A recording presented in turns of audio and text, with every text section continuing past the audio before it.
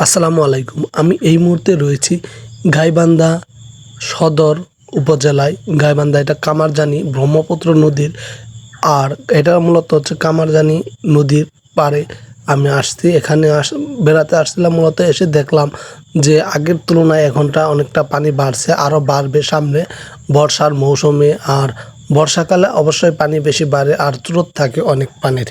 আর এখানে ওই চরগুলোতে অনেক মানুষ বসবাস করে।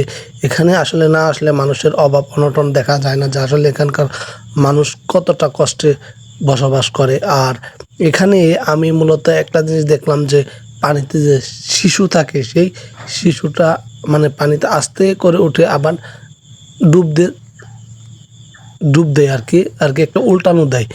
যাই হোক, আমি আজকে নিজের চোখে বাস্তবে দেখলাম, আমার মোবাইলে ক্যামেরাও ধারণ করেছিলাম, কিন্তু এতটা এরকমভাবে বোঝা যায় না। আপনারা ভিডিওটি মনোযোগ দিয়ে ভালো করে দেখুন, তাহলেই বুঝতে পারবেন যে আসলেই এই ভিডিওর মধ্যে কি রয়েছে।